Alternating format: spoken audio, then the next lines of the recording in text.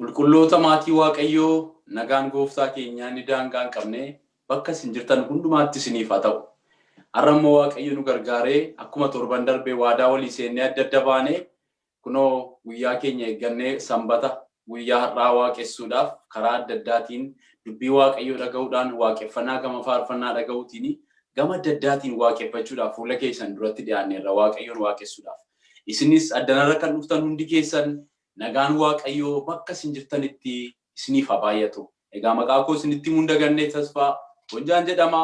Dubbii Waaqayyoos kan nuuf qabatee dhufu guyyaa har'aatti biyya Naayiroobii irraa obboleessa keenya Diniyaasiidha. Kanaaf dubbii Waaqayyoos keessummaa iddoo fagoorraa kan nu dhageessisu affeerrannee dhufneerra har'a immoo kanaaf waan hundumaa har'a soorata kanarratti hundumaatiin godhamu dhaga'uudhaaf akkasiin qophooftanii jirtan abdiin qaba. Warri sagalee Waaqayyoo kana dhaga'uudhaaf addanarratti argamtan hundi keessanii warra kaan akka qaqqabuu fi kallattii TV kana aan irrattiitiin laayinii TV kana aaniin kan darbaa jiru kana dubbii Waaqayyoo warri kaanis akka isaan dhufaniitti hirmaataniif warra kaaniif sheerii akkasiin gootan jaalala gooftaatiin isin yaadachiisa. Egaa gara dubbii Waaqayyoo guyyaa har'aa nuuf qoodetti otoo hin darbin kadhata gabaabaa godhanneetu sana booda faarfannaa dhaggeeffannee soora Waaqayyoo har'a nuuf kaa'e. Dubbii Waaqayyoo isa jiraataa isa bara baraan jiraatutti immoo karaa obboleessa keenya Diniyaasitti dabarra. Mee gara dubbii Waaqayyootu hin darbin bakkuma jiru jiraanneetu hundi keenya mataa keenya gadi qabanne Waaqayyoon waliin kadhanna. Haalleluuyaa. Waaqayyo gooftaa keenya guddaa taatee kabajamtee Waaqaaf lafa guuttee kan jiraattu bara nuuf dabaltee yaa Waaqayyo torbanoota darbe nu eeddee waggoota darban hundumaa keessatti nu wajjin taatee yaa Waaqayyo guyyaa gaarii galgala gaarii kana situ nu ga'e. Warra isaan biraa ganamaa'ee jiru immoo ganama gaarii kanaan situ ga'e. Waaqayyo eegumsi kee jireenya keenya irratti baay'eedha. Kanaaf si galateeffannaa waa'ee eegumsa keetiif galanni siif haa ta'u. Dubbii wangeela kee galgala kana dubbatamu yaa Waaqayyo jireenya tokkoon keenyaa keessatti wanta dinqisiisaa haa hojjetu. Si dhaga'uudhaaf qophoofneerra. Si dhaga'uudhaaf fuula kee duratti dhiyaanneerra. Maqaa gooftaa Yesuusiin otoo hin daangeffamin otoo wanti nu dhorku hin jiraatin dubbiin sagalee kee keessa jireenya keenyaatti hojii haa hojjetu. Yaa Waaqayyo sirraa barachuu feena dubbadhu. Garbicha kee dubbii kee qabatee dhufe Diniyaasiif sin kadhadha.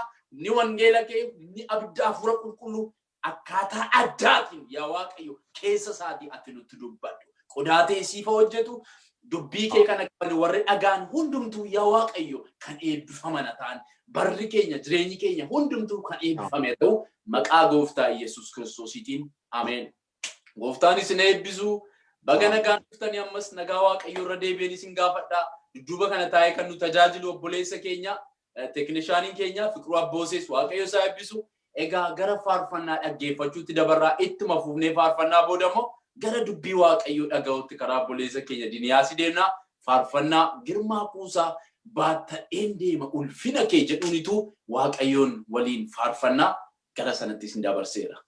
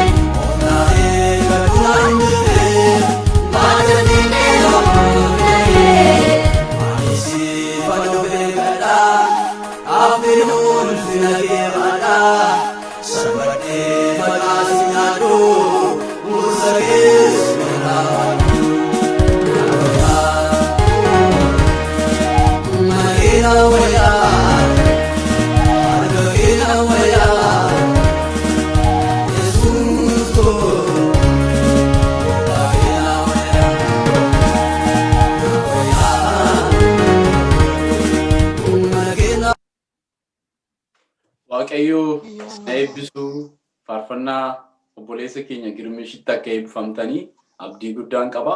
Baay'ee faarfannaa iddootti nama deebisu, faarfannaa baay'ee sirriitti gad nama dhaabuudha. Baay'ee faarfannaa obboleessa keenya Girmaa baay'een jaalladha durumaa kaasee dhaggeeffachuu. Egaa Girmish asis Waaqayyo bakka ati jirtutti gooftaan si haa eebbisuun jedha. Kallattiidhumaan gara dubbii Waaqayyoo dhaga'uutti dabarra. Dubbii Waaqayyootiin ammoo kan nuuf qabatee dhufu akkuma sila beeksise biyya Naayiroobii yookiin Keeniyaa irraa obboleessa keenya Diiniyaasii Lalisaati. Kanaaf isaaf Hafuura Qulqulluudhaa wajjin taanaa gooftaan obboleessa keenya eebbisu. diinootti si dabarseera itti fufuu dandeessa. Gooftaan koo guddaa isaa eebbisu tasuu egaa gooftaatti kan jaallatamtan hunduma keessaniin iyyuun nagaa isin gaafachuun jaalladhaa. Bakkuma jirtanitti nagaaniif ayyaanni araarri Waaqayyoo isiniif haa baay'atu.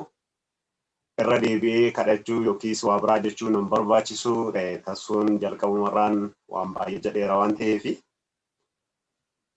har'a akkuma gooftaan nu gargaaretti walii wajjiniin kan ilaallu dubbiin sagalee Hafuurri Qulqulluun keessa koo kaa'e Luqaas boqonnaa 5 lakkoofsa 5 irra jiru dubbiseenii isa booddee gara dubbii har'aatti seenna. Akkas jedha isiniifin dubbisa. Simoon immoo deebisee yaa barsiisaa eda halkan guutuu baay'eetti dadhabne homaas hin qabne. Amma garuu erga ati dubbatte dubbii keetiif jedhee kiyyicha nan darbadhaa jedhe. Waaqayyo hunduma keenyaa gargaaru. Iddoo kanatti Phexros yookiin Simoon Phexros inni jedhame yeroo inni direct kallattiidhaan gooftaa Yesuus bara biyya lafaa kanarra ture yeroo inni wajjin haasaa godhudha kan nuti arginu. Haa ta'uyyuu malee haasa'icharraa wanta hubannu yookiis maal hubanna isa jedhu otoo hin galiin dura hundumti keenyayyuu har'a guyyaa irraa amma Waaqayyo nu gargaaretti qophaa'e yookiin ofii kee qophaa'e mata duree jedhurratti walii wajjin sagalee gooftaa qooddanna. Namni otoo ofii isaa hin qophaa'in waan biraa waan tokkoyyuu gochuu waan hin dandeenyeef maal akka godhus akkamitti akka godhus beekuu waan hin dandeenyeef jalqabumaa ofii kee qophaa'ee isa jedhu kana mata duree godhadhee dhufeera. Gooftaan Yesuus bara biyya lafaa kanarra turetti hojii gurguddaa hojjeteera. Hojii gurguddaa dinqii garaagaraas hojjeteera. Dinqiin hojjete keessaa inni tokko namoota akka sadarkaa garaagaraa jiran jijjiiree bartuusaa godhachuusaati. Tarii baay'een keenya sanni du'aa kaase dinqii sana beeknaa, sanni bishaan gara daadhiitti geeddare beeknaa, sanni lamxii qulleesse beeknaa. Inni guddaa fi inni ulfaataan garuu laphee namaa kana jijjiiranii waan barbaadan tokkoof oolchuu danda'udha ture. Dinqiin inni guddaan Yesuus hojjete an akka kootiitti kan inni fudhadhu. Akkaataa inni itti namoota kana iddoo garaagaraatii funaanee gara bartuusaatti yookiin immoo duukaa buutuusaa godheedha. Iddoo kanatti Luqaas boqonnaa 5 irratti immoo kan ilaallu gaafa inni gara warra qurxummii qabanii, warra jireenya gadi bu'aa jiraatanii, jireenyi isaanii guyyumaa gara guyyaatti harkaa gara afaaniitti warra jennu sana bira yeroo ni dhaqu argina. Waan tokko nuuf haa galu. Hojiin Phexros hojjechaa jiru, hojiin obboloonni isaa fi hiriyoonni isaa hojjetan kun hojii dhaala abboota isaanii irraa argatanidha. It's a family business. Tarii abbaan Phexros yoo asirratti hin barreeffamne ta'eyyuu maatiin Phexros hojiin isaan beekan dinagdeen isaanii qurxummii kana qabu ta'a. Kanaaf Phexrosiif yookiin Simoon Phexrosiif obboleessi isaa iddoo sanatti kan isaan argaman. Hiriyoonni isaa kan isaan iddoo sanatti argaman. Haa ta'uyyuu malee muuxannoon isaan waggaa dheeraadhaaf qaban sun guyyaa kana isaanii hin gargaarre. Sagalicha akka jedhutti halkan guutuutti dadhabnee jira. Har'a baay'een keenya maatii keenya irraa kan dhaalle, firootan keenya irraa kan dhaalle, hojiin nuni kaleessa eengadda beeknu nu harkatti kan babbade meeqan keenyatu jirra.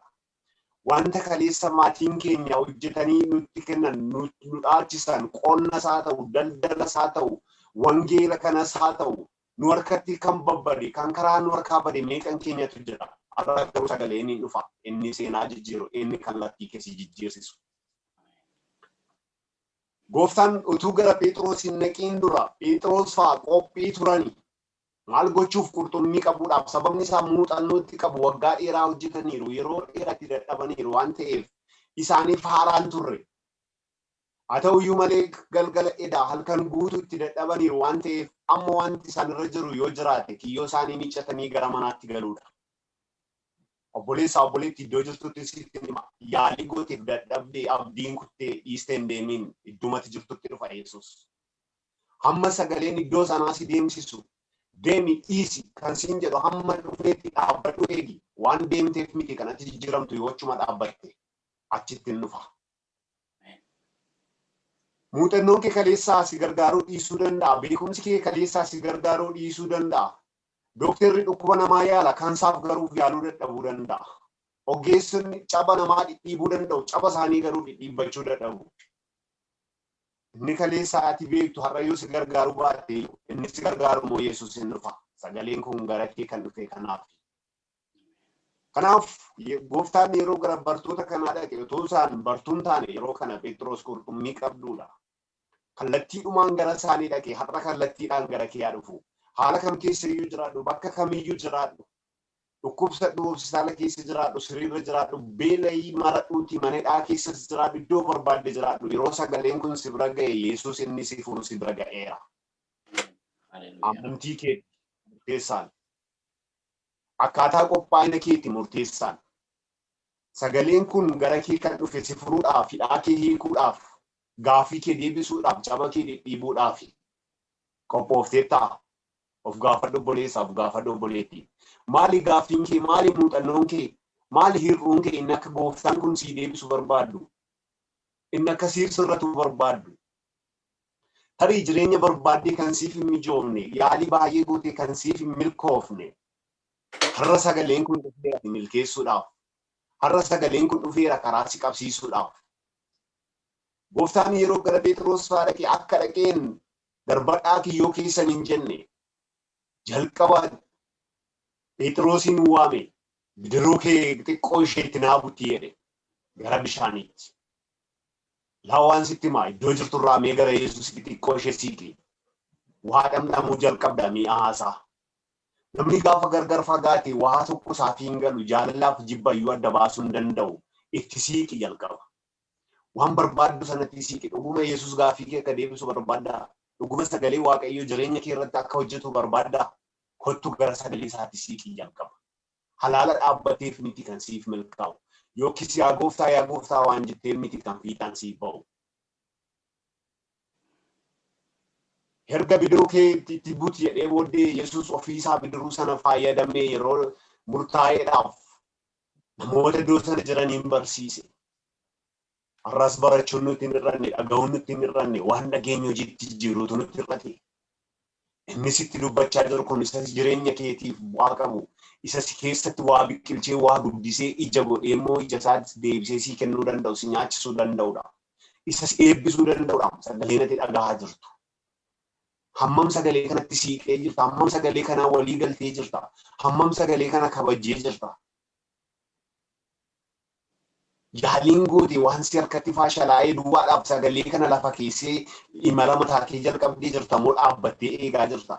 Yookiis halaala dhaabbattee sagaleen kun akka jireenya kee irratti hojjetu barbaadaa jirta moo itti siiqtee sagaleen kun akka inni hojii hojjetuudhaaf sagalee kana dhamdhamaa yookiis mi'eeffachaa jirta?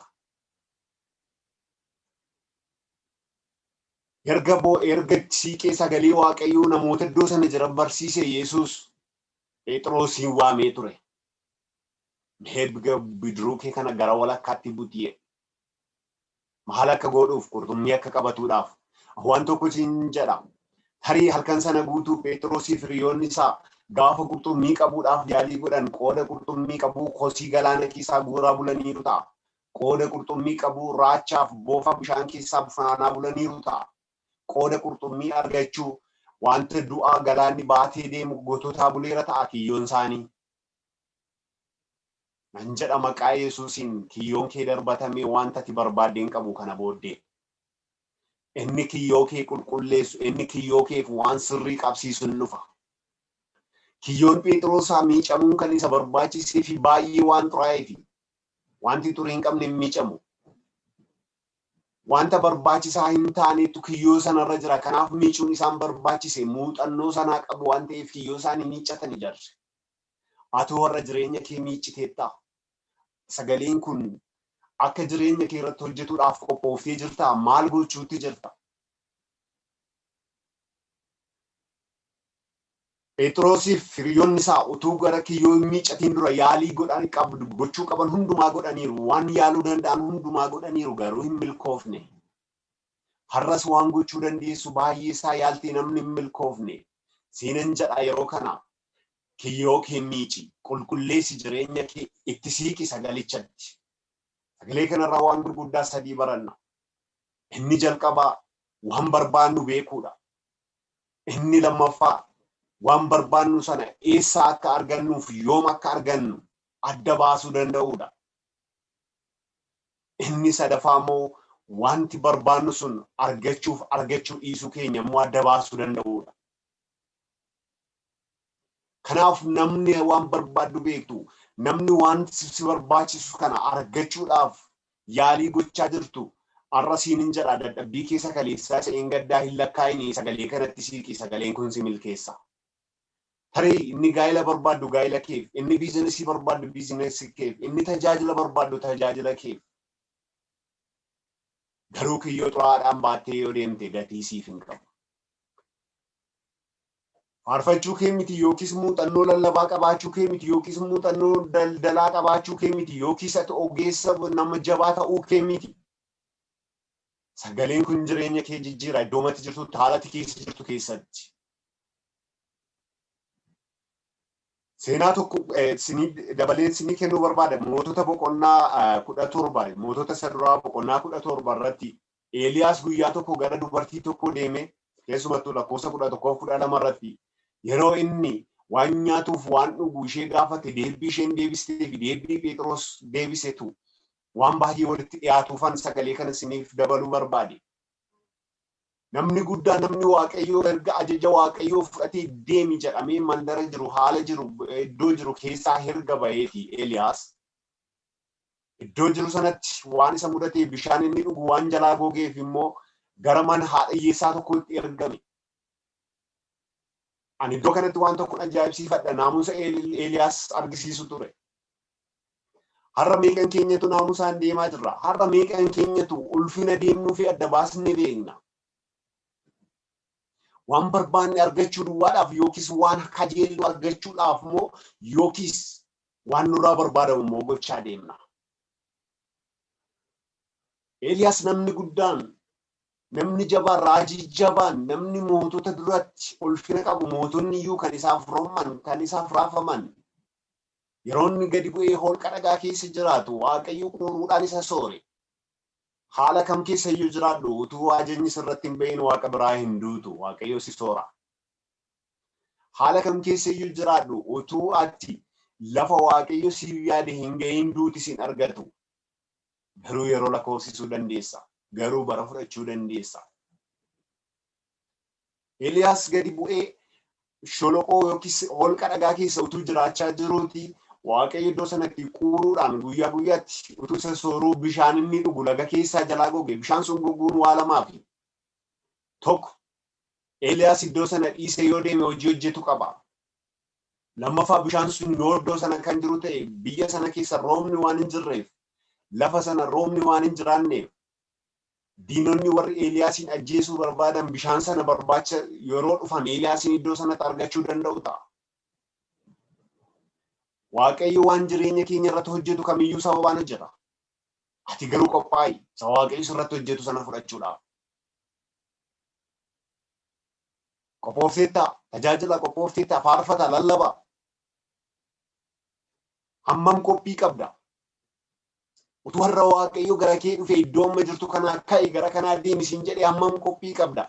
Ka'i gadi bu'e otoo siin jedhee hammam qophii qabda. Inni kaan gara baadiyyaa deemuu iyyuu barbaadu yoo gara magaalaa ta'e malee tajaajilumaaf iyyuu. Inni kaan immoo iddoo deemuu sana laallatee advaanteejii bara laallatee deemu keessa jirra namni. Waaqayyo nu gargaaru. Namni waaqayyoon qabu yeroo malee hin du'u. Namni waaqayyoon qabu haala kam keessatti iyyuu gadis bu'u olis bu'u ulfinumaan deema. Baattadheen deema ulfina kee jedhe faarfataa Girmaa Kuusaa waaqayyo isaa eebbisu. Haalli mijachuu danda'a, mijachuu dhiisuu danda'a. Iddoon ati jirtu sitti toluu danda'a, sitti toluu dhiisuu danda'a. Tarii yeroo kana waan qabduuf waan gadhiistu wallaaltee kan boossu lubbuun dhiphattu qophaa'i boo'icha kee keessaa inni si baasu sagaleen dhufeera. Namni si dhiisee, firri si dhiisee, obbolaan si dhiisee, abdiin ati qabduun biyyuu kan sitti dukanaa'e. Kana booddee kan koon jiru namni jettu lakki qophaa'i kan kee kana booddee waan haaraatu jira isa kaleessaa iyyuu miti. Isa harmarraatti hin jiraanne jireenyi caalaa jiraachuuf jirta. Wantoota gargaarii kaleessa argite caalaa iyyuu ganaa waan baay'ee arguuf jirta. Kanaan miti kanatti duutu. Sarara keessa jirtu kanaan miti kanatti duutu. Waaqayyo yeroo barbaadetti nama miliqsa. Nama guddaa Eeliyaasiin iyyuu miliqseera Izaabel jara. Bara sobdoonni guutan keessa, mandara sobdootaa keessa, mandara waliin dhoftootaa keessa, warra nyaachuuf dhuguu machaa'uuf ejjuu haturra waa biraa hojjechuu hin beekne keessaa Eeliyaasiin miliqse. Isaan garuu gogiidhaan dha'e. Utuutti beekne bara sana koronaa jabaan Eeliyaas ture warra bara sana jiraatanii jaarraa Eeliyaas sana keessa jiru. Har'as addunyaa saraasaa jiru dhibee kamii jalaayyuu Waaqayyo si miliqsa. Akkaataatti yaaddu akkaataatti eegduu miti Waaqayyo iyyuu si duwwaa miti siin fayyadame iyyuu nama baay'ee miliqsa. Garuu waan tokko siif haa galu. Eeliyaas namni guddaan kun hojii gurguddaa utuu hojjetu guyyaa tokko iddoo sanaa ka'ee mandara biraatti deemuudhaaf yeroo ajajame gadi bu'ee mandaricha keessatti dubartii tokkoon maaloo bishaan naalaadho dheeroonni kadhatu argina. Kan bishaan gaafachuu isaatii miti namni guddaan kun yeroo inni maaloo daabboo cabduu ishee jedha afaan Ingiliffaan isaarraa. Daabboo cabduu isheellee yoo qabaatte wajjin bishaan wajjin naa qabadhu kottu. Elaa jireenyi kee akka jijjiiramu yoo barbaadde haala kee fi ulfina keessaarraa ilaali.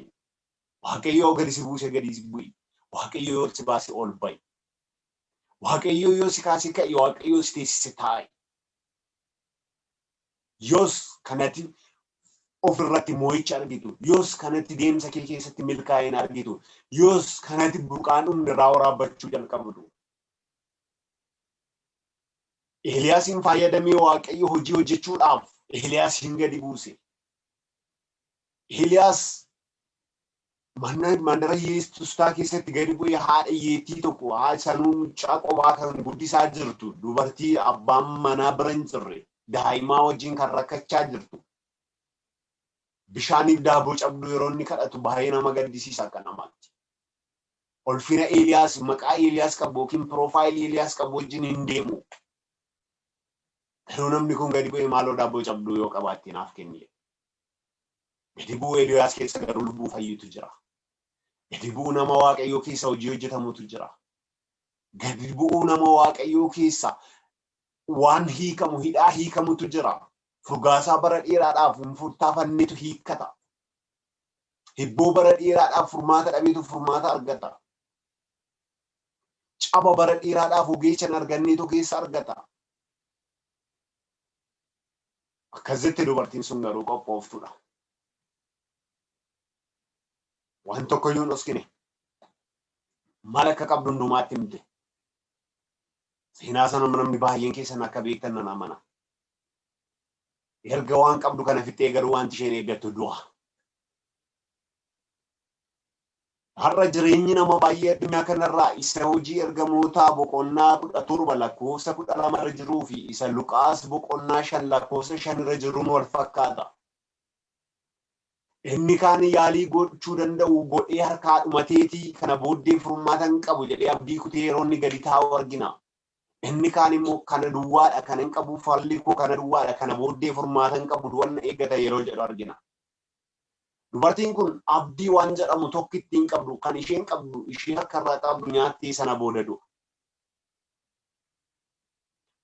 Jarri sila laalle Phexros faas kana booddee yaaliin isaan godhan harkaa waan fashalaa'eef dadhabaniiru muuxannoon isaanii halkan guutuu waan isaan hin gargaarreef guyyaadhaan immoo qurxummiin waan hin qabamneef abdii kutatanii dhiisaniiru. Gara mandaraatti yoo deebi'an maaltu akka isaan eeggatu hin beekani. Tarii maatiin beelaheetii maal fidanii dhufuu isaan eeggata. Tarii qurxummii sana gurguranii hidaa kaffalantu jira ta'a. Sababni isaa maddi galii isaanii sana duwwaadha.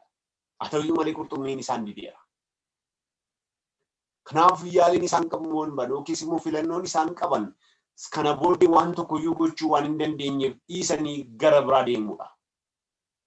Dubartiin kunis filannoon isheen qabdu ishee harka ishee irra jirtu kana nyaattee duudha. Sababni isaa wanti biraan hin jiru, bokkaan hin jiru, lafti gogiidha, wanti nyaatamu hin jiru. Biyya sana keessatti beelli bu'eera sababa dheerina caamsaati. Waaqayyo gaafa jalloota adabu, Waaqayyo gaafa warra isaaf hin jiraanne, warra isaaf hin abboomamne, warra mata jaboota gaafa adabu, siin garuu isaan gidduutti si miliqsa. Sibiraa obboleessi kee kufuu danda'a, sibiraa obboleettiin kee kufuu dandeessi, hiriyoonni kee sibiraa harca'uu danda'u. Ati garuu yaadii Waaqayyo amma sirra jirutti iddoo malee itti kuftee naftu. haala kam keessatti iyyuu liqinfamtu. Tarii sooressonni filannoo baay'ee qabaachuu danda'u ta'a bara sana kan ittiin sarvaayiv godhan. Isheen kun garuu waan tokko iyyuu hin qabdu. Nama waaqayyootiin akkas jette dhugaa waaqayyoo isa hojjettuufiti. Anoo daakuu konyee tokkoo fi cuunfaa zayitii xiqqishuun qaba. Ishii immoo al takkitti erga hojjedhee booddee aniif mucaa koo nyaanne bas kana booddee falliin jiru du'a duwwaatu nu eeggata. Maqaa Yesuusiin nama Naazreetiin kana booddee du'i isin eeggatu jireenyatu si eeggata. Isa siif du'ee du'aa ka'ee nan jedha galgala kana ganama kana iddoo jirtanitti yeroo sagalee kana dhageessu ati du'aaf miti jireenyaaf waamamti du'i isin eeggatu jireenyatu si eeggata. Karaan irra deemtu yoo bu'aa ba'ii ta'eyyuu yoo kan waliin qixxaanne ta'eyyuu haalli ati keessa jirtu hammam rakkisaa ta'eyyuu hammam abdii kutachiisaa yoo ta'eyyuu bitaaf mirgaan wanti qabatamu wanti abdatamu yoo hin jiraanne iyyuu ati hindootu hin jiraatta. Alleluuyaa. Innis jiraachisu isa sagalee kana siif erge. Isa siif du'ee du'aa ka'e Yesuus Kiristoosii ana miti. Yookiis warra si tajaajilan miti. Obboleettii koo haalli keessa jirtu ulfaataa ta'uu danda'a. Dhukkubni ati baattu kan namni firisiif hin argine ta'uu danda'a. Cabni kee kan bara lakkoofsise. Eelaan kee kan si wajjin guddate ta'uu danda'a. Waaqayyoon argaa isarratti dhufeera. Obboleessa deemsi kee bara sitti lakkoofsisee waan tokkoyyuu milkaa'ina dhabdeetta. Kana booddee garan dhaquun qabu jettee tuqaa keesseetta. Lakki ammallee karaa haaraan si jalqabsiisu sagaleen gara kee dhufeera.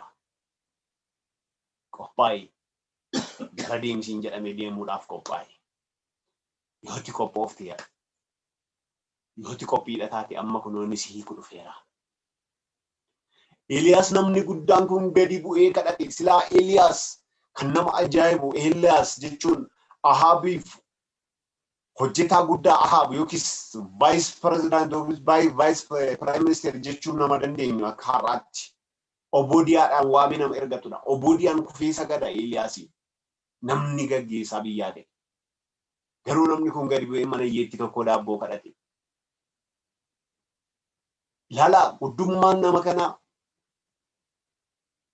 isa duwwaa miti kan inni jiraachisuu qabu gadi bu'uu isaa keessa furmaatatu jira. Guddummaa kee ilaalu Waaqayyo. Proofaayileetu fi bilaatu ilaalu Waaqayyo. Yoo barbaade apoostilii ta'e, yoo barbaade profeetii ta'e, yoo barbaade evangelistii ta'e, yoo barbaade paastirii ta'e, abbaa barbaade ta'e, Waaqayyoof hin jiraatu taanaan maal gatii qaba? Yoo barbaade ati PhD kee baadhu, dookteriitii meeqa qabaadhu, maastersiitii meeqa hojjedhu, baachileriin illee waanuma gabaarraa ta'eera iyyuuti. Gatiin qabu taanaan hojiin ittiin inni hojjetamu taanaan maal gatii qaba sana baachuun kee? Utuma sabaattuu akka ittiin hojii hojjettuudhaaf Waaqayyo gadi si buusa. Ati PhD baattee waardiyaa yoo taate ittiin qaaniin waardiyaa ta'uu keessa waatu jira. Waaqayyochi keessaa jiraatu malee. Dooktera taatee dookterummaa keetiin otoo hojjechuu dandeessu gadi buutee gaafa qulqulleessituu taate sanaan of hin ceephayin Waaqayyochi keessaa jiraatu malee. Kan barbaadamu maqaa keetoo hin taane hojii keetii. Kan barbaadamu isa ofitti laatte taayitilii keetoo hin taane hojii atichi keessatti hojjettudha. Waaqayyoon waa gargaaru jarana.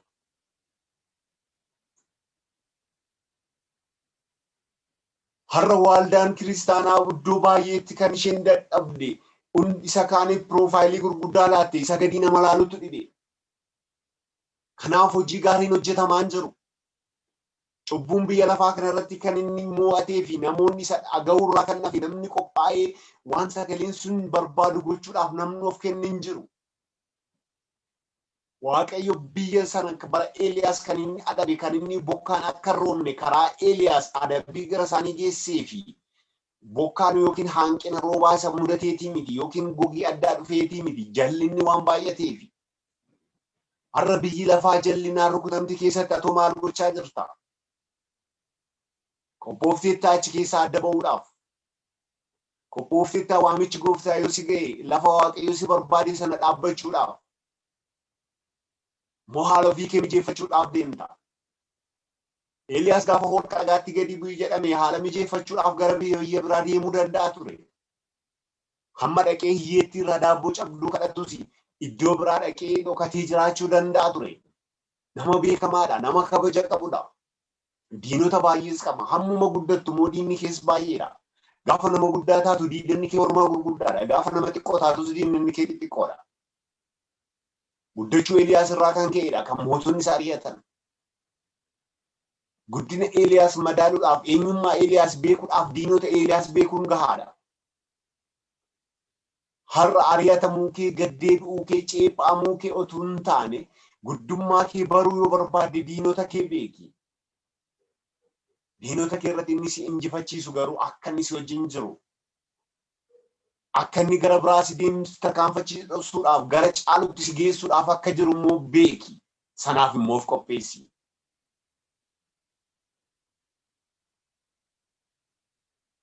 Yaa gooftaa jechuun miti. Yaa Waaqayyoo na gargaari jechuun miti. Waaqayyo maal irratti si gargaara? Atoo tarkaanfii akkamii jalqabdeetta? Ani waan tokko hin jedha. Yeroo hundumaa gooftaa waammachuun gaariidha. Garuu deemsa kee keessatti tarkaanfii hin qabdu taanaanis gooftaa waammachuun kee gatii hin qabu. Waaqayyo gaafa simbirrootti kaachuu itti godhe akka isheen miillaan deemtuuf miti. Koochoo ishee sanaan barrisuun barbaadu jettee yoo miillaan deemte yeroos malee kan du'u simbira sana diina jalaa bahuu hin dandeessu waan ta'eef. Simbiraadhaaf koochoo kenne, dhala namaaf bineensota warra kaaniif luka kenne. Namni akka simbirrootti nan barrisa dhiyootoo olu taalee kufee caccaba malee hin danda'u. Sababni isaa kennaa isaa miti. Garuu miilla isaan deemuu danda'a lafa yaade ga'uudhaaf. Namni lafa jirutti waan isatti kennameen hin socho'u yoo ta'e, isa Waaqayyo isatti kenne sanaan of qopheessee isa caaluuf immoo of qopheessee hin taa'u yoo ta'e, ofumaa akka dhagaa karaa walakkaati. Yeroo hundumaa kan miilla namaa dha'u, kan namni irrajjatee darbu. Isa kaaniin hin gufachiisa, isa kaaniin immoo irrajjata ta'a. Isa sirriitti ilaallatee, inni namni sirriitti ilaallatee deemu daandii isaa dhagicha irrajjatee darba. Inni gara laalaa deemu immoo itti gufatee kufa. Ati sarara maal akka gochaa jirtu, maaliif akka deemaa jirtu, garam akka deemaa jirtu, maal akka barbaadu hin beektu yoo ta'e maal akka argattus hin beektu. Kanaaf ati gufuu karaa irraati. Ofii keefis, saba keefis, biyya keefis hin taatu. Garuu of qopheessitee yeroo hundumaa qophooftee hin teessa taana Waaqayyo gaafa si barbaade, lafa Waaqayyo si barbaade ittiin argamta taanaan ofii kee duwwaaf miti addunyaaf taata. Sababni isaa furmaan si malee hin jiru waan ta'eef. Waaqayyo nu haa gargaaru. Boloota koo Waaqayyo nu haa gargaaru. Gargaarsi Waaqayyo nu barbaachisa haala keessatti. Gargaarsi Waaqayyo nu barbaachisa bara keessatti. Gargaarsi Waaqayyo nu barbaachisa iddoo hundumaatti. Ergasii Eeliyaas gara mana dubartittii erga dhaqee booddee waattiin jedhe. Har'a Waaqayyo waasiin jechaa jira yoo dhageesse. Dhaqi isuma qabdu raanaa kenni. Ofii kee mucaa keefis nyaadhu. Innoon mooti. Ilaa waan siin jedhaa. Atillee kana booddee furmaan hin jiru jettee waan asi harka jiruun waan xiqqoo qabdu kana booda falan qabu jettee abdii kutteetta. Tarii hojiin ati kanaan dura hojjechaa turte si harkatti babbadee kana booddee hojii biraan qabu jechuu dandeessa. Kaampaaniin ati irraa hojjette si ari'an hojii dhabeera galii taa'eera jechuu dandeessa. Haalli amma addunyaa raasuun kisaaraa irratti si kuffisee kana booddee yookaan sareedhaan maal gochuu danda'attee yaaduu dandeessa. Waan baay'ee karaa keessii garaagaraas waan carraa garaagaraa yaaltii si harkatti feeltee abdii kuttee taa'uu dandeessa. Lakkeen noon dhumanne. Kanaayyuu darbee si jiraachisa. Siif dhumate situ fixe malee Waaqayyo waa'ee keedhaaf hin xumurre. Situ abdii kutee dhiise malee Waaqayyo waa'ee keetiif ammayyuu hojii qaba. Ammayyuu Waaqayyo siin waan hojjetu qaba. Ganaayyuu lafa xiyyaanni gurguddoota fuuldura si dhaabuuf deema. Ganaayyuu iddoo xiqqeen iddoo biraa si geessuuf deema. Waaqayyo akkamitti abdii kutee teessati. Maaliif waan xiqqoo tarkaanfii xiqqoodha iddoo natti abdii kutte kun waan xiqqoodhaaf akkamitti abdii kutatta? Atoo waan guddaaf waamamte. Atoo kakuu guddaa baattee jirta. Kaara kee lafan kaa'i. Ulee kee harkistee hin deemin. Kaasi. Tajaajilli kee harkatti kan qabbanaa'e. Hojiin ati hojjetu daldalli kee harkatti kan qabbanaa'e. Ol kaasi. Waaqayyo hunduma keenya haa gargaaru.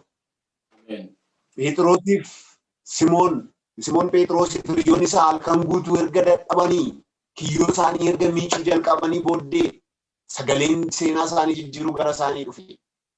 Jalqaba sagaleetu isaaniitti dhaqe. Sagaleen kun siyaa qopheessu obboleessa obboleetti. Sagaleen sun jireenya jara kanaa qopheesse sana dura Phexros waa'ee Yesuus wanti inni beeku yookiis hojii waliin qaban tokko iyyuu hin qaban. Har'a garuu seenaan jijjiiruu gara kee dhufeera. Inni gara Phexros si biras dhufeera. Itti siiqi. Erga jedhee booddee garmoo walakkaatti siiqi jedhe. Yesuus irraa fagaattee wanta argattu hin jirtu. Sagalee Waaqa irraa fagaattee bu'aan ati buufattu hin jirtu. Ittuma siiqiin of furmaata qaba. Isati barbaadee dhabdee har'a isa hammati baachuu dadhabdutti iyyuu sitti kenna. Isati kana booddee falli hin jiru jettee hammati ofirraa haftee warra kaaniif laattutti iyyuu sii kenna.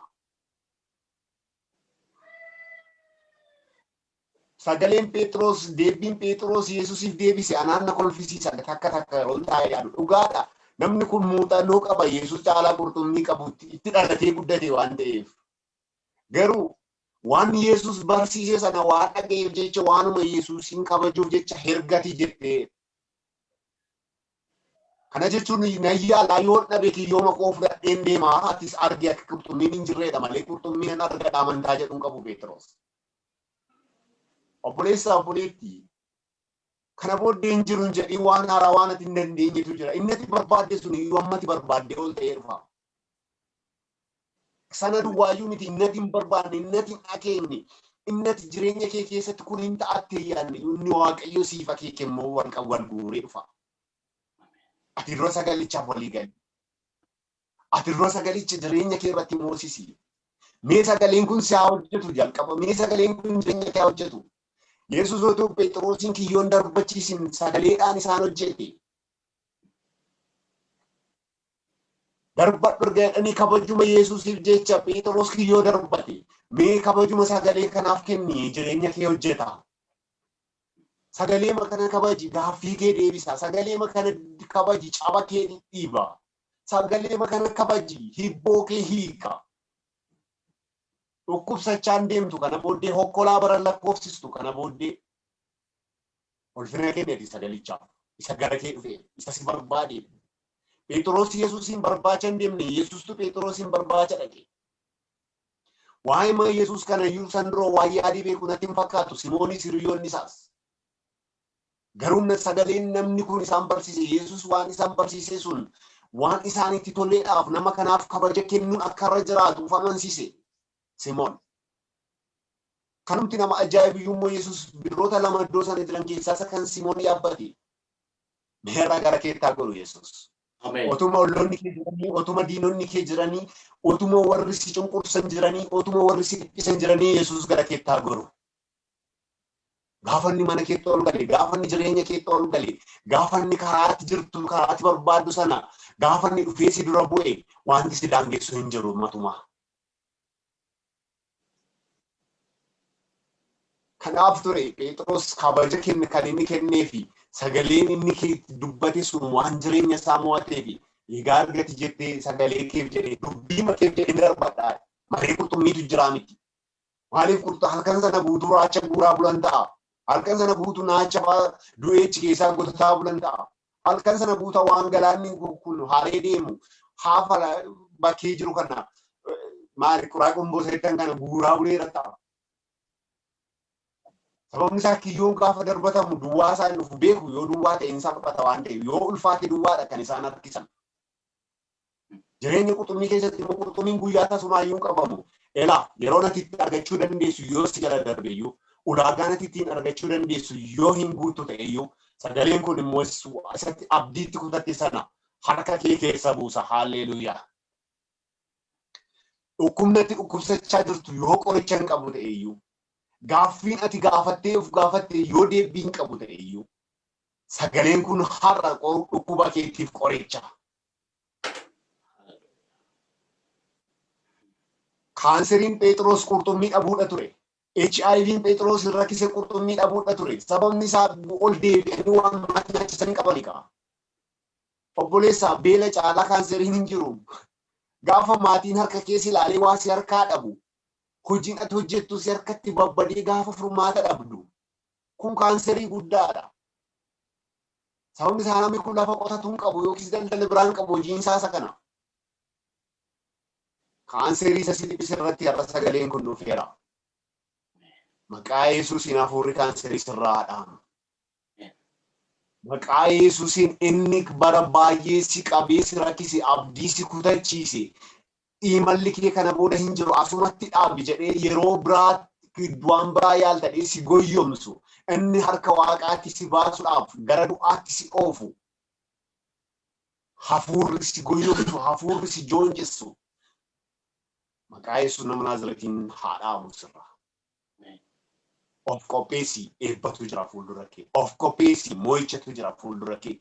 Of qopheessi isa deemtee caalaa lafatti ceetu gaaratti yaabbatu tulluu ati yaabbeen beekne isa si yaabsisu sagaleetu jira. Ameen. Ulfina keef jennee darbanna ergadhee booddee kan nama ajaa'ibu iddoo kana. Erga darbatanii booddee kiyyicha akka kaleessaa miti. Akka halkan guutuu miti. Waa jedheera qurxummiin guyyaan argamtu. Sababni isaa guyyaa galaanni kun hin ho'a waan ta'eedhaaf, hin qorra waan ta'eedhaaf, lammeessoo immoo irra galaanarra allaattonni garaa garaa kun waan diinonni qurxummii waan baay'ataniidhaaf, diina baqachuudhaaf gara dakaatti gadi bu'u. Akkuma kana immoo galaanni guyyaa ni qorra, galgala immoo ni ho'a. Kanaaf qorra irra keessaa sana damdamachuudhaaf gara gadiitti gadi bu'u garri jalaa sun ho'a waan kennuufi. Iddoo sanaa dhaqanii qurxummii baasuu immoo hin danda'ani Phexros.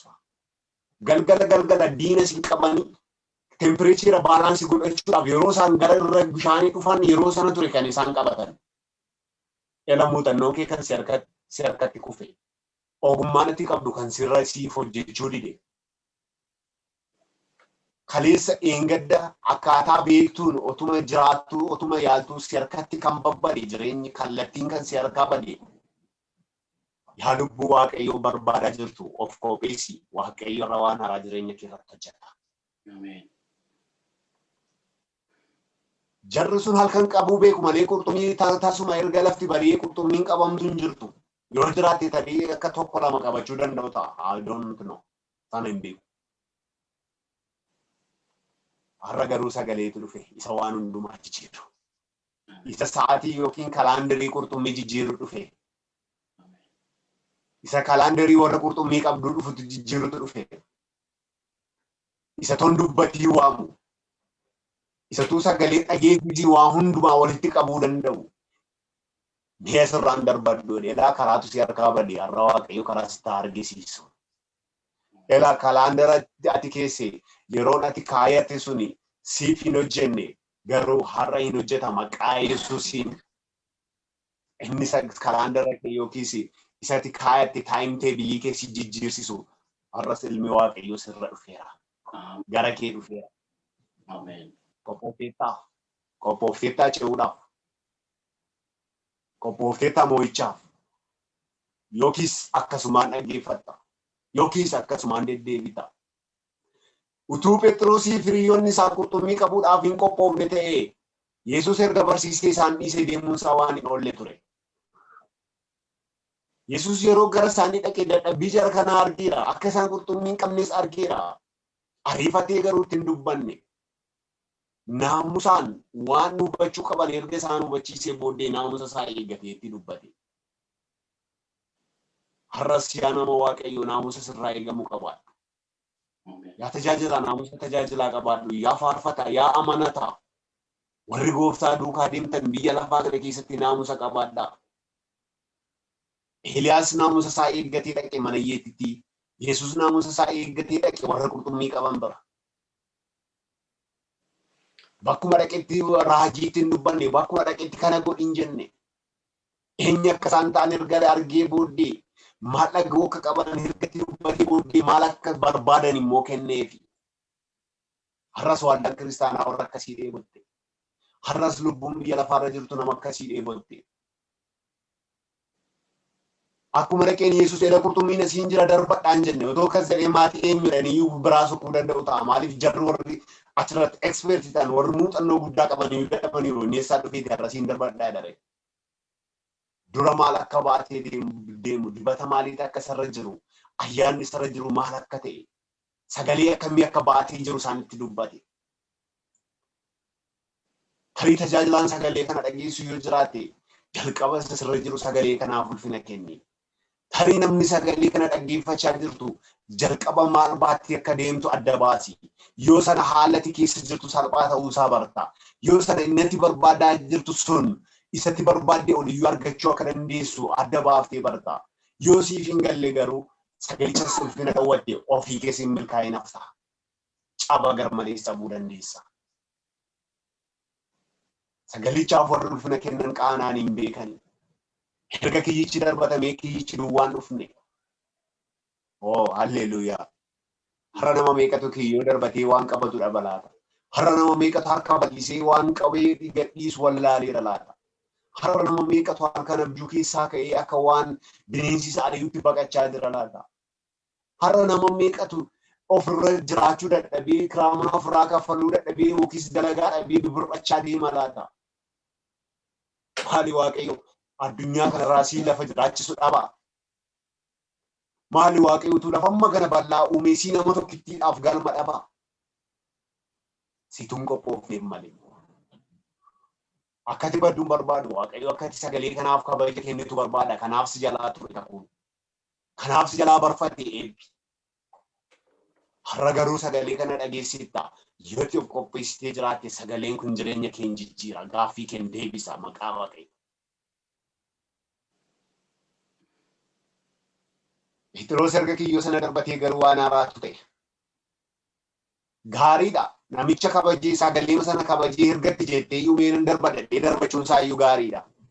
Mee waan yaa dargaggeessa nana yaa dargaggeettii nana kabaja kennimee waan daakiif kabaja kennimee tajaajiltootaaf kabaja kennimee sagalee Waaqayyoof. Kabaja kennimee waan moo Waaqayyo siin jedhe isa Waaqayyo godhi siin jedhe godhi isa Waaqayyo godhi siin jedhe immoo dhiisne.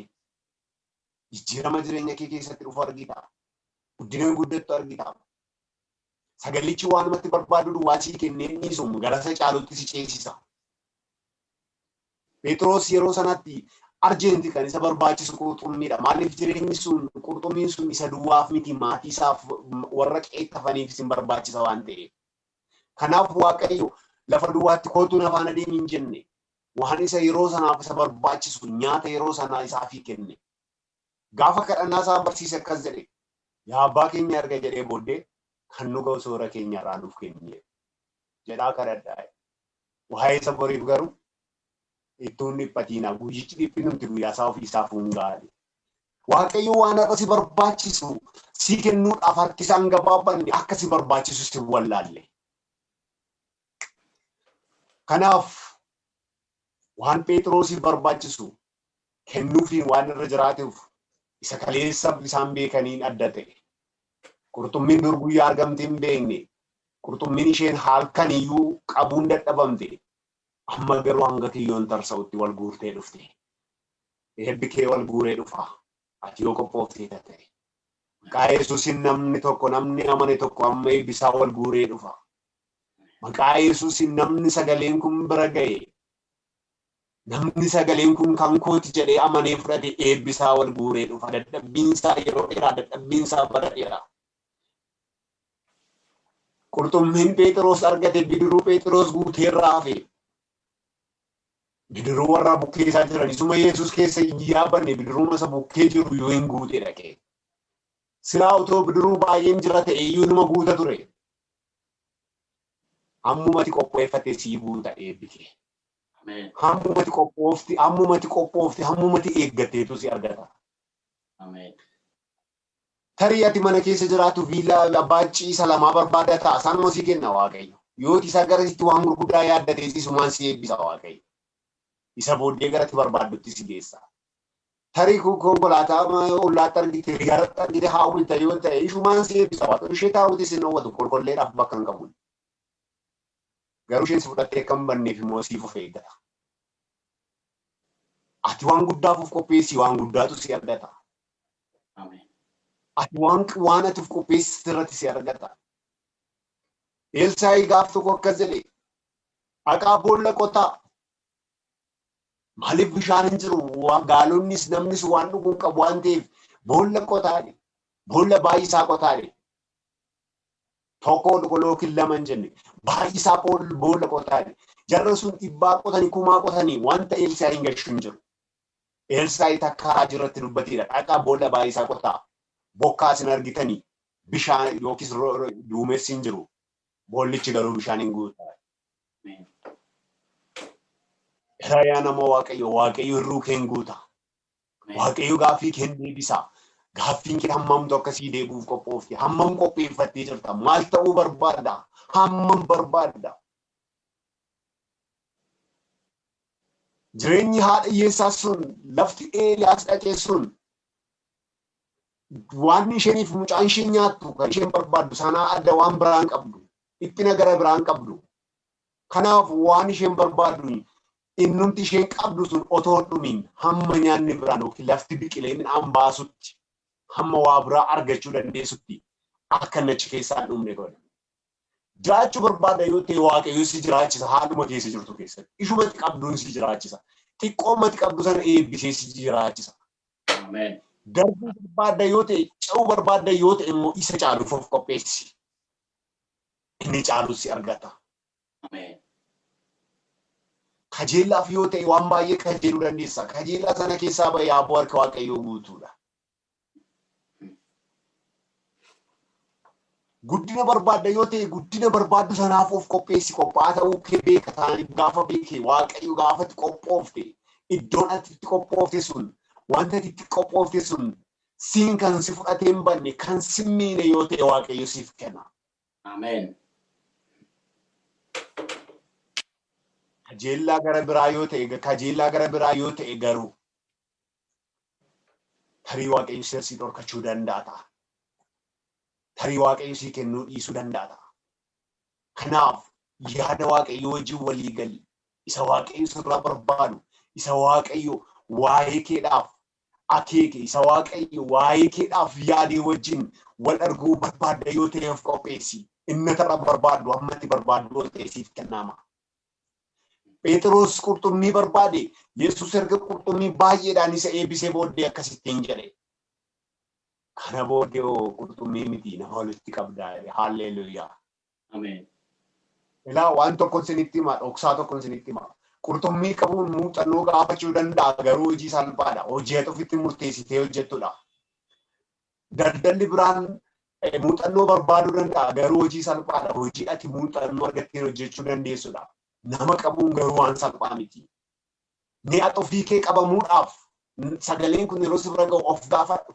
Ati dhuguma akka salphaatti hin qabamta. Ogummaa ittiin nama qaban kan argachuun ogummaa salphaa miti. Kiyyoottiin nama qaban kan argachuun nama ta'anii nama qabuu danda'u waan salphaa miti. Ilaali guddina Phexros guddate. Halkan guutuu namni riba hin qabne namni bishaan irra deemaa bulu. Namni waan ajaa'aa qabaatee magaalaa keessa deemee mandara keessa deemee gurguraa oolu. Har'a immoo deebi'ee nama kana walitti qabu gaafa ta'u. Ni gaafa nama walitti qabu namni kun namni gaddeebi'an kun. Namni mandara keessatti iyyuu kabaja hin qabne. Yoo qurxummiitti hin arganne namni waan ittiin oolee buluu hin qabaanne. Silaatoo jireenyi Phexros qurxummiidhaan jijjiiramuu danda'a ta'ee sana dura jijjiirama ture. Sana dura obboleessi isaa maatiin isaa galaanatti hin galan ture. Waan harkaa gara afaanii keessaa baaseeti nama baay'eedhaaf eebba godhe waaqayyo. Elasati keessa jirtu isheeti har'a ittiin jiraachuu dhiphattu keessaa si baasee waaqayyo addunyaaf eebba si godha. Kanaaf sagalee isaaf ulfina kenni of qopheessi. Eeliyaas moototaan ari'atame. Warra biyya bulchantu isa ari'ate. Sababni isaa Eeliyaas nama guddaadha. Diinni isaas warra gurguddaadha. Gaddeebi'ee garuu daabboo cabduu kadhate. tarii akka namaatitti ulfinni sun gochuu waan ta'een sun Eeliyaasiif hin malu ture. Garuu Eeliyaas bakka sana dhaquudhaan haati hiyyeessaa sun baraaramteetti haala keessa. Waaqayyo si oolchuudhaaf ofiisaas gad of deebiseera. Yoo barbaades warra gurguddoota gad deebisee si oolcha. Kiristoos waaqa ta'ee utuu jiruu gad of deebisees anaaf siin badisa oolchuudhaaf, du'arraa hambisuudhaaf, haaboo moo'ichaa du'arratti haaboo nuu kennuudhaaf ulfina qabu dhiisee akka namaatti dhiphate. Hamma namni dhiphatu gadi iyyuu dhiphate. Bakka namni itti dhalatutti hin dhalanne dallaaloonii keessatti dhalate siif jecha naaf jecha. Sababni isaa yoon achitti hin dhalanne ati hin fayyitu qaba. Tariituu mana mootii keessatti dhalateera ta'ee korraapshinii dhalachuu danda'a warra gurguddoota duwwaa fedhame. Ka'umsi nama kamiiyyuu garuu gajjallaadha. Warri mana mootummaa keessa jiranis iddoon dhufaatii isaanii iddoo maatti har'a jirtu gajjallaa keeti. Kanaaf Yesuus godaa jalqabe. Tiskitoota gidduu warra namaaf qacaramanii horii namaa eegan. Tarii namni baay'een bakka Yesuusitti dhalate kana tilmaamuu dhiisuu danda'a. Baay'ee iddoo diip bosona keessatti warra loon duwwaatis kan manni hin jiru baay'isa wayii. An jireenyan yeroo darbe imalan godhe keessatti warra tifkattoota gidduu gaafan deemaa ture jireenya tifkattootaa kana argeera. Jireenyan jedhamu. Kanaaf dallaa isaan looniif qaban sana bukkeessi ciibsu. Har'ayyuu yoo keessummaa dhaqee idduma akkasii ciibsu nama. Har'ayyuu warri tifkattoonni. Carraan Yesuus argate illee akka kana. Warri kun warra jireenya addunyaan kun qabdu keessaa low level jiraatanidha. Isa dhumaa gadi bu'aa jireenya isaanii gadi namni jiraatu hin jiru. Hiyyeestiin magaalaa kadhattuu magaalaa keessaa yookiin kadhattuu mandara keessa jireenya warra kanaa olii jiraatti. Yesuus gadi bu'ee warra akkasii kana gidduutti dhalate. Achii ka'ee immoo ol dhufee hundumaaf immoo furmaata ta'e. Si oolchuudhaaf Waaqayyo gadi dhufe. Dubartii sana oolchuudhaaf nama guddaa sana gadi deebise Waaqayyo. Dhaqee daabboo bishaan kadhachiise. Isa booddee akka inni achitti aara galfatu godhe. Gaafa ofii kee ooltu immoo warra kaaniin furmaata taata. Qobaa kee nyaattee naftu. Baay'ee ofittummaa keessaa qabaadhu amanamummaa. Waaqayyo si oolcha. Addunyaan kun yoo raafamte galaan addunyaa kanarra jiru gogee yoo awwaara iyyuu. Tulloonni rajaan argaman kun iddoo isaaniitti dhibamanii yoo dhidhimaniyyuu. Urjoonni samiirraa gadi harca'anii kaata'an yoo dhodho'e lafti kun abidda baastee yoo nama gubde. Waaqayyo cuma keessatti si oolcha. Guyyaa kee malee waan tokko iyyuu sitti hin bu'u. Waa'ee oolchuu Waaqayyoodhaaf, waa'ee gargaaruu Waaqayyoodhaaf waan baay'ee jechuu dandeenya. Garuu waan tokko hin jedha. Yoo dhugumaan ati qophooftee jirta ta'e, yoo ofumaa dhugumaan of qopheessitee jirta yoo ta'e, haalli amma addunyaa raasu siin sitti hin bu'u. Haalli amma addunyaa raasu dinagdeen addunyaa kufatee kufuu baate World Economic Crisis jedhamee harkanii guyyaa addunyaan yoo itti hiite fayyaan addunyaa raafamee kan bahee galuu yoo dadhabe maatiidhaan wal arguu yoo dadhabe iyyuu siin sitti hin bu'u. Inni Waaqayyoof haa ta'u. Waaqayyo hunduma keenyaa gargaaru. Har'a namni qophaa'e tokko hin ji'a. Namni dhuguma keessa jirtutti fayyuu barbaadde yoo ta'e ati fayyuudhaaf of qopheessi sagaleen si fayyisu dhufeera. Ilaa fayyuu yoo barbaadde waan biraan barbaadiin bishaan si bukkee jiru maqaa Yesuus nama Naazreetiin ani fayyeeraa jedhii dhugi si fayyisa. Kan si fayyisu bishaanicha miti sagalicha. Dhuguma immoo dhibee furmaatan arganne waggaa dheeraa baattee qabda yoo ta'e kana booddee ani siin baadhu si dadhabeera narraa bu'ii kana jedhi kan sirraa buusu sagalicha. Dura qophaa'ee achi keessaa ba'uudhaaf. Inni nu qopheessu immoo harka Waaqayyoo jira. Waaqayyo nu fayyisuudhaaf sagalee isaa ergeera. Buroota koo walumaa galatti Waaqayyoo lafa nu jirruun arga. Iddoo nu jirruun arga. Haala keessa jirruun arga. Gaa'ila dhabdee boossa yoo ta'e gaa'ilaaf qophaa'uu kee ilaalin arga Waaqayyo. Hojii dhabdee boossa yoo ta'e hojiidhaaf qophaa'uu kee arga Waaqayyo. Isa firoonni kee siin jedhan dhiisi, isa hiriyoonni kee siin jedhan dhiisi. Isa haalli siin jedhu, isa foon kee si tasaasu dhiisi. Isa Waaqayyo siin jedhu wajjin walii galee har'a hin ceeta. waaqayyo siif kenne sanaa wal argita.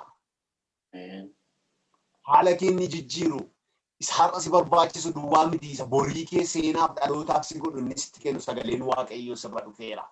Ameen. Waaqayyo immoo dubbii isaaf amanamaadha. Ameen. Galanni waaqayyoof haa ta'u. Yoo waaqayyo nu gargaare yeroo bilaa walitti deebinee akkasuma waliin sagaleen waaqayyo nuuf kenne waliin qooddachuu hin dandeenya. Har'aaf garuu sababa yeroof jecha iddooma kanarratti dhaabuu nan jaalladha. Kanaaf gooftaan koo guddaa isin eebbisu baay'een isin jaalladha. Warra kana qopheessan obboleessa koo Tarsus Fiqiruus gooftaan isin eebbisu. Warri sagalee kana dhageessanis bakkuma jirtanitti ayyaanni waaqayyoo dachaadhaan isiniif haa baay'atu. Haalli keessan beekumsi keessan qabeenyi keessan hubannaan keessan fira qabaachuun keessan fira dhabuun keessan utuu isin daangessiin immoo akeekni waaqayyoo isin argatu. Eebbi waaqayyoo isinirraa jiraatu. Tarii yoo gooftaa Yesuus otoo hin dhufiin biyya lafaa kanarratti carraa deebinee wal arguu yoo qabaanneef hamma waaqayyo nu gargaaretti immoo waliin sagalee waaqayyoo hin hirmaanna. Yoo gooftaan keenya dhufe immoo bakka nuuf qophaa'e sanatti akka wal agarruudhaaf waaqayyo hunduma keenya gargaaru. Gabaabsinee obboleessi keenya Tarsus wajjin waaqayyoon kadhannee kanumaan hin xumuraaf fayyaa ta'a gooftaan koo isin eebbisu. Ameen. Siinillee waaqayyo dachaa si eebbisu diinoo baay'ee karaa gama keetiin waaqayyo baay'ee nutti dubbateera wanta baay'ee nu yaadachiiseera. Kanaaf wanta jennu qabnu waaqayyo bara jireenya kee hundumaa eebbaan haguutu jechuun barbaada. Egaa mee akkuma obboleessi koo amma dubbate hundi keenya bakka jiru jiraanneetu mataa keenya gadi qabanneetu kadhata dhumaa godhanneetu asuma irratti xumurraa mee waaqayyoon walii wajjiniin kadhanna. Haaleluyyaa. Waaqayyo gooftaa keenya guddaa taatee kabajamtee waaqarra kan jiraattu dubbii keetii wanta nutti dubbachuu barbaade nutti dubbatteetta. Maqaan kee waaqaaf lafarratti kan galateeffame haa ta'u. Waaqayyo gooftaa akkasumatti tola nu jaallattee jaalala keessan ammoo yaa waaqayyo hojiidhaan agarsiiste. Jaalalli namaa akkasumaani yaa waaqayyo gooftaa inni kan keetii dhugaa irratti kan hundaa'edha. Yoo abboommii kee eegan yoo si dhagaan akkuma dubbiin kee dubbate baay'ee hin dadhaban yoo si dhagaan baay'ee yeroo namatti hin fudhatu yoo si dhagaan baay'ee gatii hin baasani bu'aa ba'ii baay'ee halkan riba dhabuu nama baasisu yeroo si dhaga'anii garuu yeroo kiyyoo ofii darbatan si dhaga'anii garuu hojiirra dubbii kee yeroo oolchan si dhaga'anii abboommii kee yerootti eegan yaa waaqayyo karaa fagoon namaaf salphata namaaf dhiyaata kanaaf yaa waaqayyo warra si dhaga'anii dubbii kee hojiirra oolchan warra si dhaga'anii yaa waaqayyo siin geggeeffaman warra si dhaga'anii yaa waaqayyo gooftaa qabsoo gaarii taasisan warra mana kee keessatti abboommii kee dhaga'anii yaa waaqayyo seerota kee hojiirra oolchan taanee mana kee keessa akka jiraannuuf ati nu gargaari. Gooftaa dubbiin kee nutti dubbatameera. Dubbii kee dhageenye kan immoo hojiirra oolchuudhaan hundi keenya akka wal dorgomnuuf akka ittiin siif jiraannuuf nu gargaari. Garbicha dubbii sagalee kee fidee nu tajaajila yaa waaqayyo. Ayyaanni kee ni dhuma hin qabne ni daangaa hin qabne kana caalaa irratti dachaa kan dhangala'e haa ta'u. Waaqayyo gooftaa keenya situ gaarii nuuf godhe situ yeroo bareedaa kana nuuf kenne waaqayyo nutti dubbatte karaa garbicha kee wanta cimaa nutti dubbatte wanta nutti dubbatte kanatti immoo jiraachuu si dhaga'uu akka dandeenyu ayyaanni kee olii waaqarraa nuuf haa baay'atu. Garbicha kee kanarratti ayyaanni kee dachaa haa dhangala'u bakka inni jirutti yaa waaqayyo ayyaanni kee karaa hundumaa gargaarsi kee utubuun kee wajjin ta'uun kee namoonni ni wajjin jiraatu bakki inni wajjin jiru boldaanni keessaa waaqeffatu tajaajila isaatti karaa hundumaatiin si kadhadhaa milkoomni kanaan duraarra kan caalu wajjin haa ta'u. Fayyaa isaa ati eebbisi sammuu isaa eebbisi tajaajila isaa eebbisi karaa hundumaatti eebbi kee ittiin hir'atin bukkee maatii isaa bukkee ati dhaabadhu bakka isaan jiranitti ijoollees hundumaa maatii isaa bakka isaan jiranitti ayyaanni kee dachaarratti dhangala'u. Wanta nu kaafuu ta'e ulfaatu garbicha kee Fiqiruu yaa waaqayyo gooftaa hojii kanarratti yeroo saarsaa godhe yaa waaqayyo tajaajila teeknishaanummaa asirratti laachaa jiru sin kadhadhaa ayyaanni kee beekumsi kee gargaarsi kee maatiinsaa ijoolleensaa hundumtuu kan karaa hundumaatiin kan inni irratti eegaa jiru hundumaa irratti maqaa gooftaa Yesuusiitiin kan milkaa'e haa ta'u. Barri jireenya keenyaa kan eebbifame haa ta'u. Dubbii kee kan dhagaan galgala kan asirratti argamanii barri isaanii jireenyi isaanii yaa waaqayyo kan isaan dhagaan kun kan eebbaa isaaniif haa ta'u. Dhuma jireenya keenya ati nuuf bareechi ulfinni siif haa ta'u maqaa gooftaa Yesuus Kiristoosiitiin. Ameen.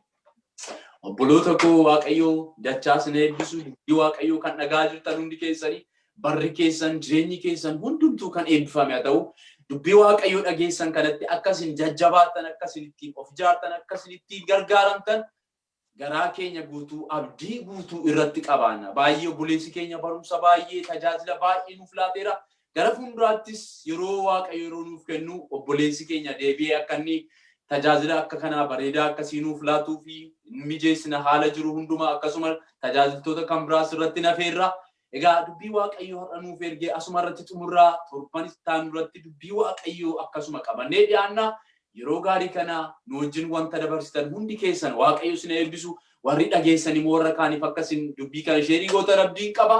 Egaa gara xumuraatti tun fidin faarfannaa ishee dhumaatiinitu asuma irratti xumulla. Golgaa naaf ta'e manni kee faarfannaa jedhuuni Waaqayyoon kana faarfachaa kanaan waaqeffannaa asumatti xumurraa. Waaqayyo isin eebbisu. Shalom, nagaa Waaqayyootti nu turaa ulfaadhaa.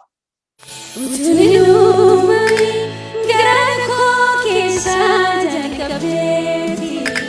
Kunuunsaan fidee beektuu dadhabdee. Biyya koo birmaatee gadda koo hirmaatee si argadee. Jajjuu kee hir'isu garmaatti naaf gootee dagadee. Garako keessa jalqabdeeti. Kunuunsaan fidee naannoo fidee beektuu dadhabdee. Biyya koo birmaatee gadda koo hirmaatee si argadee. Jajjuu kee hir'isu garmaatti naaf gootee dagadee. Galata fidee duraalee kata jaba gargaarama namaa injimaagee kanaafani galata fidee duraalee kata jaba gargaarama namaa